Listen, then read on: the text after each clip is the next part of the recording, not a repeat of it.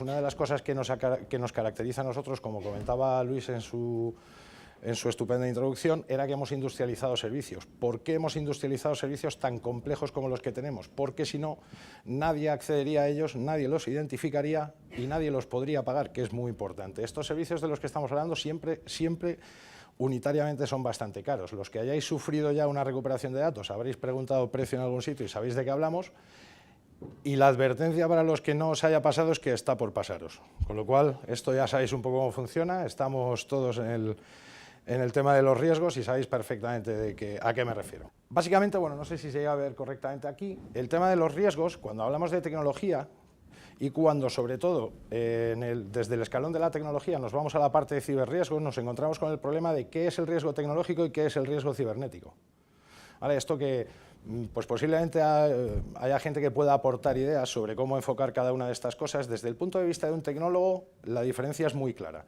El riesgo tecnológico es la parte material que genera los intangibles, que al final son el foco del negocio, y que es lo que se convierte ahora mismo en el objetivo de los ciberriesgos. Entonces, básicamente los riesgos tecnológicos como tal, pues podrían estar cubiertos hoy en día, como una instalación eléctrica, un cuarto de servidores, un portátil, un teléfono móvil, un MP3, cualquier cosa, tecnológicamente hablando del dispositivo físico.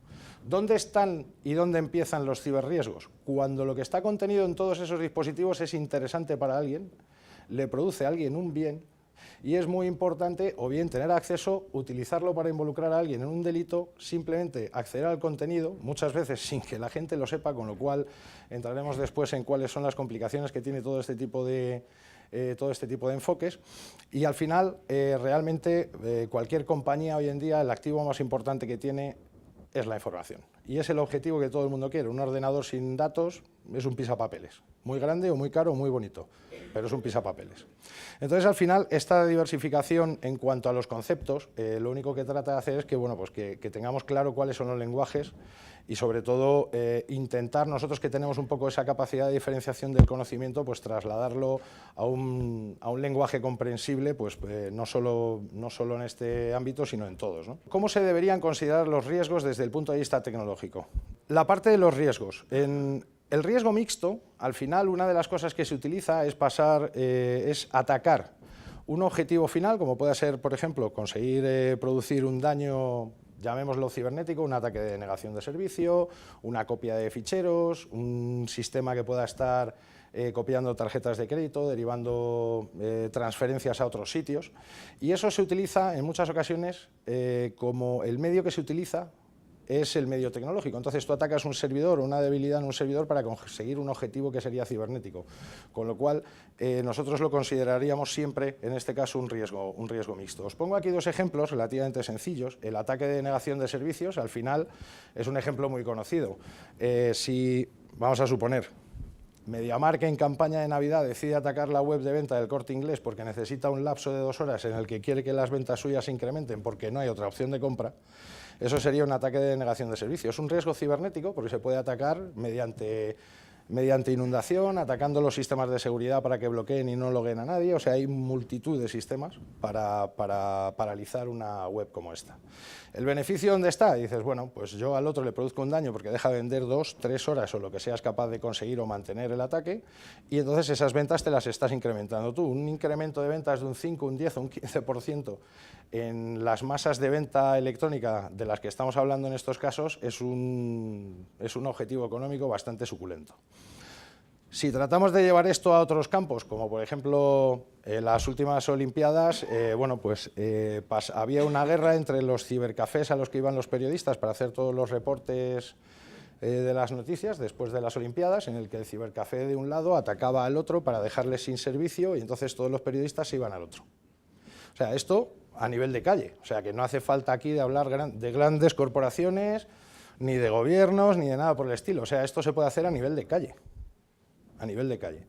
El ataque de sistemas SCADA, digamos que lo que produciría serían daños físicos, ¿vale?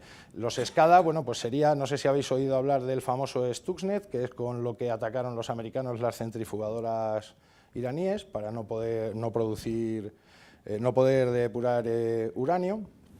Y entonces esto sería atacar desde un nivel lógico, atacar un nivel físico.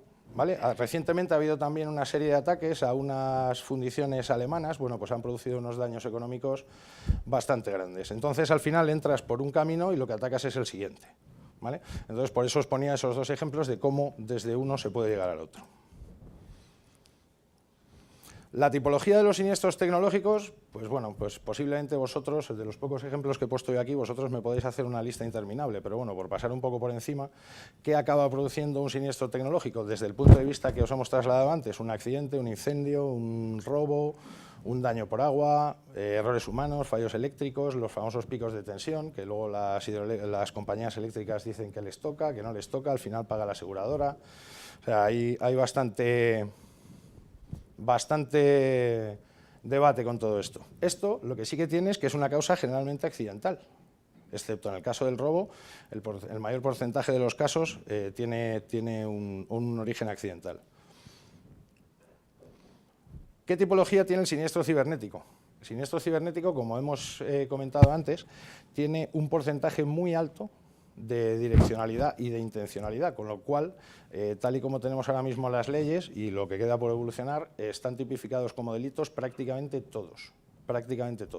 Hay alguna laguna legal aprovechable, pero están prácticamente cubiertos todos. Aquí, bueno, pues los más típicos son el pharming, el phishing, los ataques de persistencia, los secuestros de información, los ataques de denegación de servicio, troyanos, gusanos, robos de información, ya sean desde fuera o desde dentro. O sea, si a una compañía le roban una base de datos, no deja de ser un riesgo cibernético por las consecuencias que pueda tener, y no siempre el origen está fuera, porque es que nos pensamos que aquí el ciberriesgo solo viene de Ucrania, de China, de Corea o de ese tipo de países que son los que llenan las noticias. No es verdad. En el 95% de las investigaciones que nosotros hacemos, el problema nace dentro de la propia compañía. Con lo cual, dentro de un riesgo cibernético es una cosa a tener en cuenta.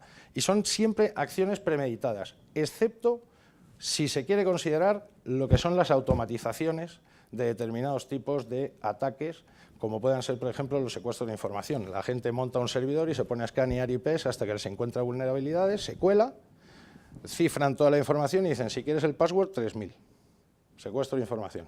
Además, automático. El hacker está en su casa comiendo gusanitos. No está delante del ordenador. Lo hace un servidor solo. ¿De qué manera se pueden prevenir estos riesgos? Pues obviamente los tecnológicos. Vuelvo a decir lo de antes, me vais a dar vosotros muchísimas más opciones. Tiene que tener un diseño de arquitecturas adecuados, que un problema no genere una cascada y paralice otro montón de sistemas y pueda estropear otra serie de dispositivos. Hay que revisar las instalaciones y las infraestructuras, es fundamental. Hay muchas veces, nosotros hemos intervenido, lo puedo contar porque hace muchos años, no hay NDA, pero os voy a contar una cosa curiosa. En Portugal Telecom intervinimos nosotros en una investigación en la que posteriormente tuvimos que hacer una auditoría de mejora de un CPD y resulta que es que las conducciones de condensación del agua del CPD pasaban por encima de todas las hileras de servidores. Os imagináis en qué acabó el siniestro.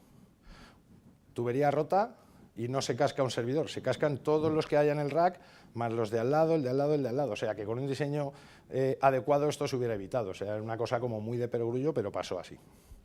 Limitando el acceso a los sistemas. Hay muchas ocasiones en las que un empleado cabreado entra en un CPD y dice, bueno, me van a echar mañana, dice, pues voy a tirar de los cables. Así de veces.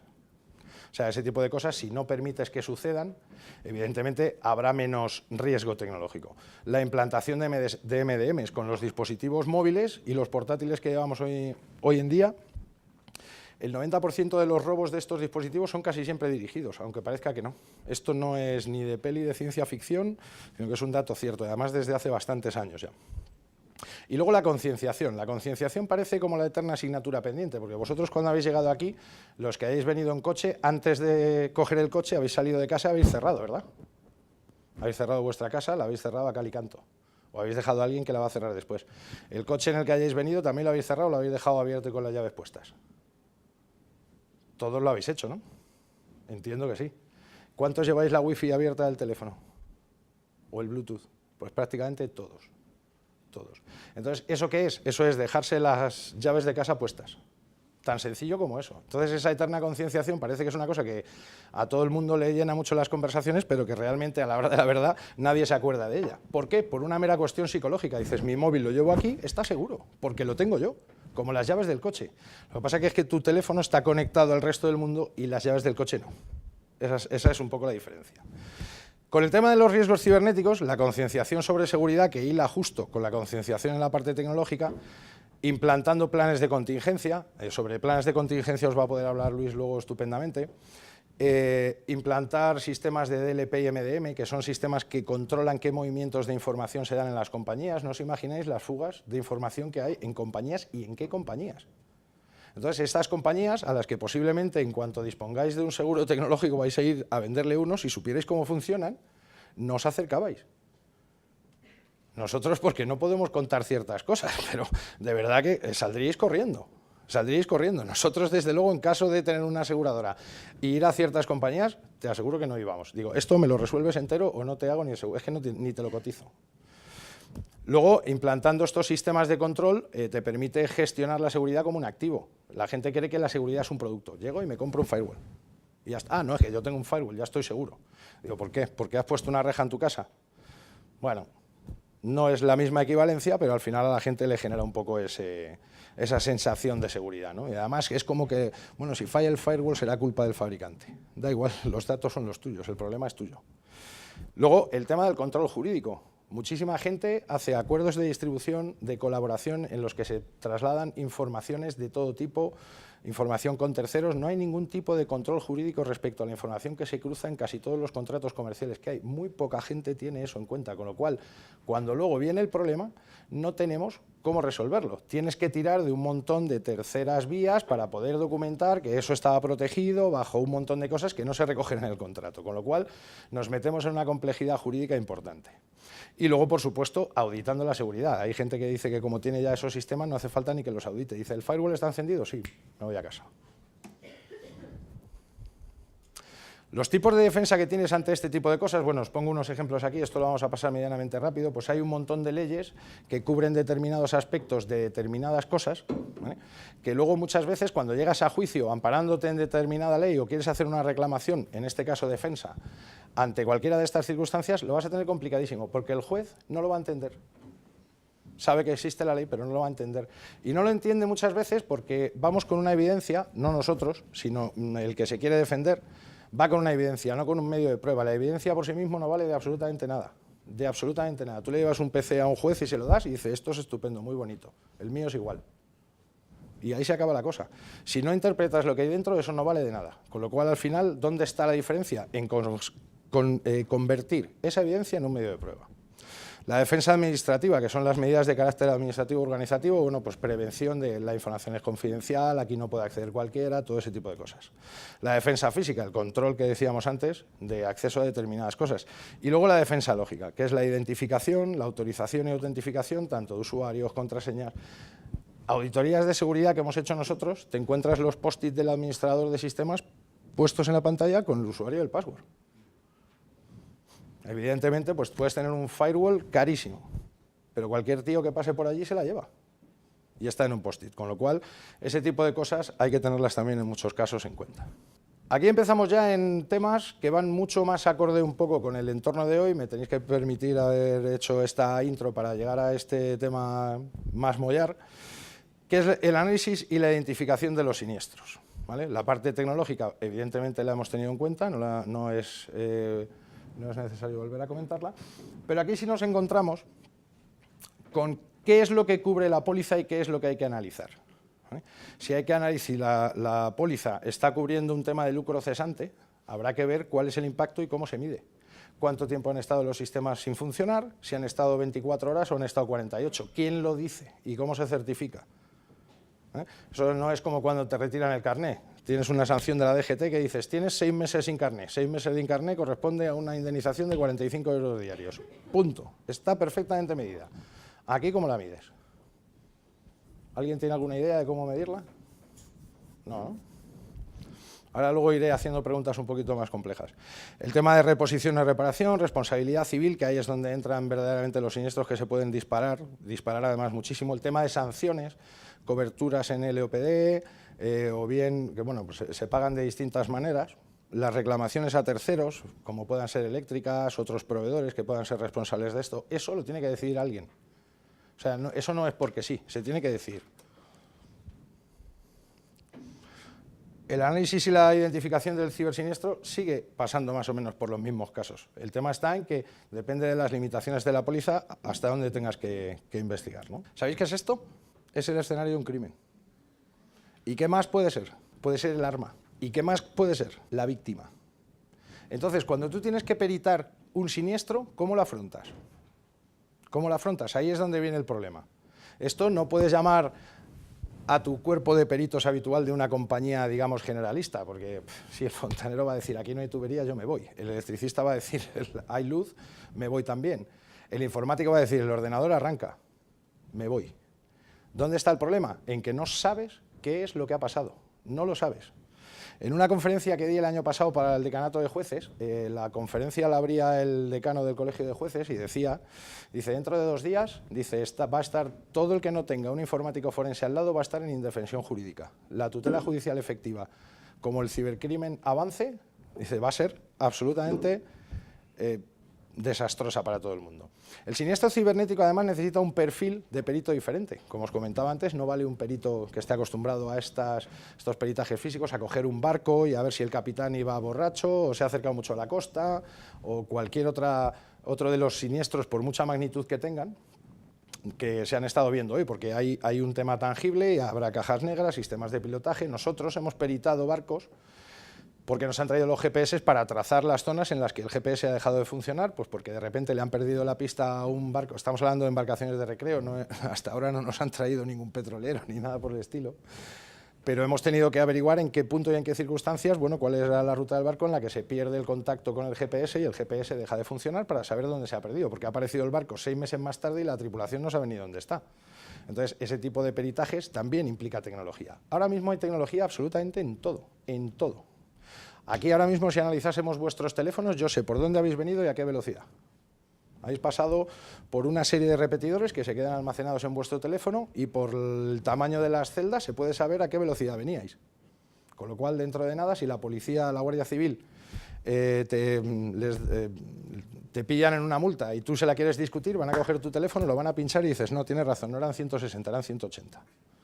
Y eso se puede hacer perfectamente, nosotros podemos hacerlo. Y saber cuánto tiempo has estado en un sitio. Ahora mismo, para un tema de defensa penal, si te están implicando en un crimen, simplemente es entregar el móvil. Eso la policía, con el señor de Córdoba, tardó 8 meses en darse cuenta, pero en Santiago lo hicieron al día siguiente, porque ya venían escaldados de antes. Porque si eso lo cogen, si al señor Bretón le cogen el primer día, ese señor no sale el primer día de ahí, porque sabían que estaba mintiendo y dónde había estado. En el caso de Santiago, inmediatamente en 2 días estaba detenida la señora. ¿Por qué? Pues porque es lo primero que cogieron, el teléfono. La tecnología la llevamos encima, siempre. Siempre. Lo más lejos que estoy yo hoy de mi teléfono es ahí encima. Pero en cuanto salga de aquí me lo llevo y va conmigo a donde vaya. Con lo cual, al final, es una manera de seguirlo.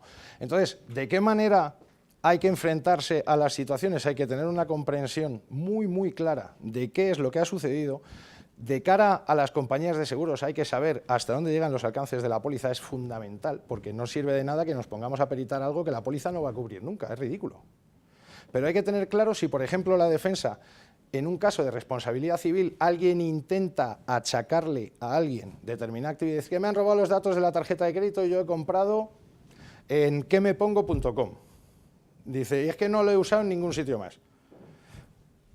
Habrá que ver si en qué me pongo hay algún troyano, hay alguna cosa o pasa cualquier otra cosa. Eso hay que verlo y ver si la responsabilidad civil hasta dónde cubriría el importe de las compras, fraudulentas, no, trazar dónde se... Todo eso al final es una investigación muy compleja que lleva muchísimas horas.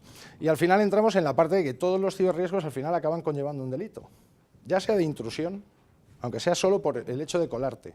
La nueva ley dice que si te conectas a una wifi sin permiso, directamente ya es delito. Es exactamente igual que un allanamiento de morada. Y si te pones ya a investigar qué tipo de datos hay, sacar backups y enredar en contraseñas, perfiles y todo lo demás, ya el delito ya empieza a tener un montón de agravantes. Esto que os comentaba respecto al tema de la comprensión de los hechos que se trasladen es fundamental de cara a una investigación para ver hasta dónde hay relación causa-efecto, dónde llega la responsabilidad de la aseguradora de cara a abonar o hacerse cargo o no de determinadas cosas. Sin una investigación no se va a saber, porque o bien o te fías del cliente, lo pagas todo, que ya cuando se te disparen las primas los siniestros en las primas, pues ya empezarás a pensártelo, con lo cual es una cuestión de que si no lo estás haciendo hoy, lo harás cuando se dispare, pero lo tienes que hacer, pues no queda más remedio, porque si no vas a estar regalando siniestralidad. Nosotros hemos analizado mucho el mercado de RC y D&O y resulta que se paga el 75% prácticamente de las primas que se recaudan con ese tipo de seguros. ¿Por qué? ¿Por qué? Van todas en RC. Si se hace una investigación ahí, en muchos casos se vería que no hay ni por qué pagar una cosa, y en muchos casos te defenderías de una tercera, porque al final esto es una cosa que las compañías de seguros habéis sufrido mucho, en todos los juzgados, al final cuando el tema no está claro, dice, ¿hay compañía aseguradora? Sí, venga, pues que pague. ¿Verdad o mentira? Cierto, ¿no? Entiendo que con vuestro silencio dais el ok administrativo, ¿no? La tipificación de las pérdidas, bueno, pues esto paso también muy rápido porque, bueno, pues aquí también podréis extender muchísimo la lista vosotros, que serían el tema de materiales, alteraciones de la normalidad. Aquí hay que ver si se cubren lucros cesantes, no, pérdidas de integridad, daños a la imagen, salidas indeseadas de datos que se puedan utilizar, pues o bien en contra tuya por la competencia, los pueda explotar un tercero, se publiquen datos. Nosotros tenemos un sistema de vigilancia en Internet, no os imagináis la cantidad de tarjetas de crédito que hay circulando por Internet, es increíble, increíble. Esta es nuestra visión esquemática de cómo gestionar un poco este tipo de siniestros, que bueno, pues hay que tener un manejo del riesgo previo, un conocimiento, una clasificación fundamental, protección contra ese daño, para que ese daño no se haga más grande. Aquí me vais a permitir jugar un poco con el tópico del fontanero que llega y para buscar una avería así te tira una pared entera, ¿no? Hay que evitar que, sobre todo en el tema de informática forense, en el tema de las investigaciones que se va a hacer, todo lo que se recolecte como evidencias no se estropee y contenga continuamente toda la validez judicial. Hay que respetar la integridad de principio a fin, porque si no, luego ni te puedes defender ni puedes hacer absolutamente nada. Si la prueba te la cargas tú en el proceso, has cometido un error gravísimo y no tienes nada que hacer. Entonces luego ya ahí, pues esto acabará en juicio y le darán la razón a quien crea el juez que la tiene.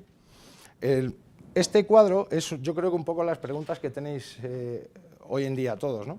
¿A qué escenario se enfrenta una compañía de seguros hablando de este tipo de cosas en cuanto a coberturas tecnológicas? Porque a mí me gustaría unificarlas. Porque también a través de, por ejemplo, un teléfono o un ataque a un teléfono se pueden obtener datos y producirse un daño cibernético. Un daño cibernético no es solo cubrirle a Telefónica o cubrirle a Sony. ¿Vale? Habéis oído todos hablar de las pólizas de AIG. Las pólizas de AIG, bueno, pues cubren riesgos cibernéticos, entre comillas. ¿Vale? Pero es que el riesgo cibernético empieza por los teléfonos que lleváis vosotros y acaba por los servidores, información corporativa y otro montón de información más. Entonces, la cobertura debería ser tecnológica. ¿Vale? ¿Qué coberturas son las adecuadas y qué riesgos se asumen? ¿Cuáles son los escenarios? ¿De qué manera se valoraría el riesgo? Y si hay forma de prevenir y minimizar el riesgo cibernético. Los hay. En todos los casos hay. En informática hay una cosa muy curiosa, que es que cuando no existe una herramienta la podemos fabricar, y además se puede fabricar con relativa facilidad. Actualmente hay prácticamente de todo, es conocer la magnitud, ver el modelo de integración y en función a cada compañía darle las soluciones oportunas. Para casi todas estas situaciones la ley tiene tipificadas cosas, ¿vale?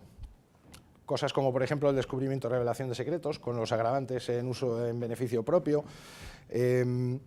Hay un montón de trabajo hecho por parte de la ley de cara a que, bueno, pues la gente pueda empezar a reclamar este tipo de cosas. El problema viene con qué aportas para argumentar toda esta defensa.